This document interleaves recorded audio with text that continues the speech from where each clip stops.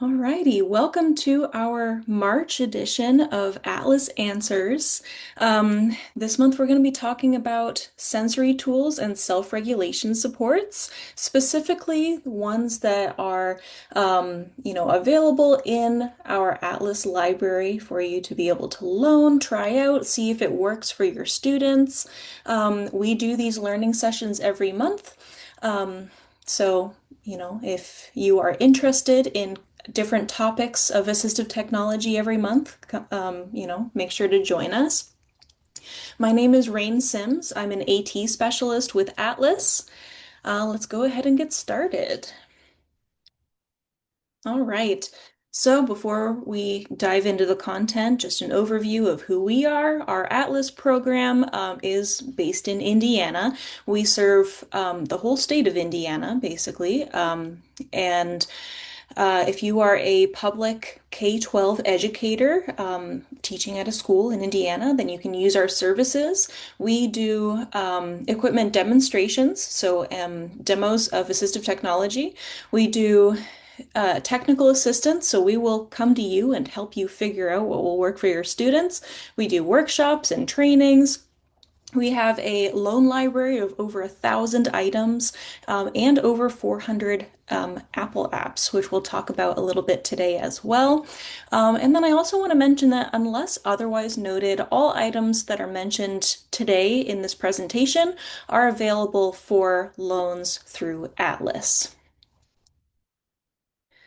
Okay, so we're talking about sensory and regulation needs today. So, what does that look like in school-aged children? We might already have ideas of this, or maybe how it looks in our own children or students that we teach. But really, every student has sensory preferences and struggles with self-regulation. And I want to amend that a little bit, expand on it. Everyone, every person has sensory preferences and at times struggles with self-regulation.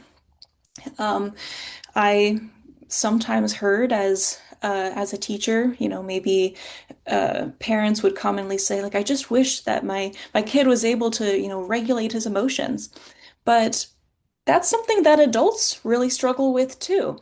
Um, we'll be talking about students today, and for specifically with students with sensory and regulation needs, these can be really significant and impactful to learning. So sometimes sensory and regulation needs can kind of get in the way um, of a student's learning or their participation in the classroom. And there are AT tools, assistive technology tools, and strategies that have been shown to be really helpful for these kinds of sensory and regulation needs. All right, so one of the categories of AT tools that are really helpful are visual supports. And these can be totally necessary for some students, but often very helpful for all students. Visual supports can really help visualize the passage of time. So whether that is kind of a visual timer or kind of clock setup, or maybe a visual schedule with pictures or other sorts of graphics or text showing what is coming next. Visual supports can also support what we call time blindness, which is a symptom that can, show up sometimes with ADHD or autism, but basically where it can be really challenging to kind of internalize what passage of time really feels like. So what does 15 minutes really feel like? If there was no clock around, how well can you, um, you know, I guess, time 1 minute or 5 minutes, or have an internal sense of how long an hour is. But visual supports like these can provide really clear structure for next activities. It helps make non-preferred activities more manageable. And it also just can even provide kind of a sense of calm or understanding or even control of like, okay, I'm able to manage myself during this activity because I know that my preferred activity is coming next. Things like that. All right. And then we'll also talk about sensory supports, specifically here, sensory seeking supports. So what I mean by that is sometimes our, environment that we've set up for our students is not enough sensory stimulation for the student. Maybe they need to fidget, they need to wiggle, they need to move around, and that is when they would be able to, learn and participate best in the classroom. So for these students, we may need to increase a sensory stimulus in order to meet their needs. So things like flexible seating options, options for fidgeting, and then toys or switches that provide this like desirable sensory stimulus can all be really helpful tools for a student who is sensory seeking. So some of the tools that I have up on the screen here, we have on the top left this 13-inch spiky tactile cushion. So basically it is a cushion that you can put either on a chair or on the floor.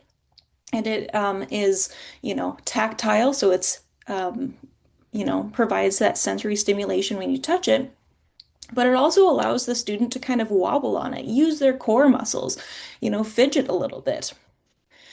Another one that I really like is called the Howda seat. So this is a seating option that's in the top middle there. And essentially, when a student sits in it, those kind of wood planks, I suppose, those kind of hug the body.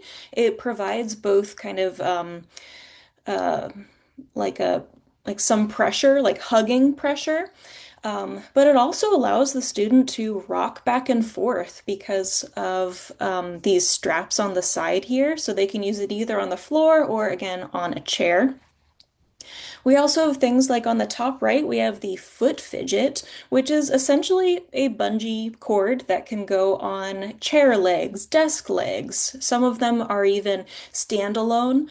And, that can really be helpful for if a student really needs to do something with their legs or, is a foot tapper, a knee shaker. That can be a really good way to get some of that energy out. And then on the bottom row here, the bottom left, this is called a desk buddy, and it's basically the same size and shape as a classroom ruler, but it's got all sorts of different textures on it, so it can be a nice kind of relatively discreet way to, kind of have some of that sensory input in the classroom. And then I also have two switches on the bottom, middle and bottom right here. One is called the Gushy switch, and one is called the turtle switch. And both of these, when they are activated, they play sound, they might vibrate, they might have lights that shine. And so this can be really helpful, especially if a student is already someone who uses switches to, activate different devices or as a standalone for any student. And so some of that can be really helpful as well for teaching cause and effect for some of our students too, because when you press down the switch, either of those, it'll do those, desirable sensory stimulus, and then when you let go, it stops.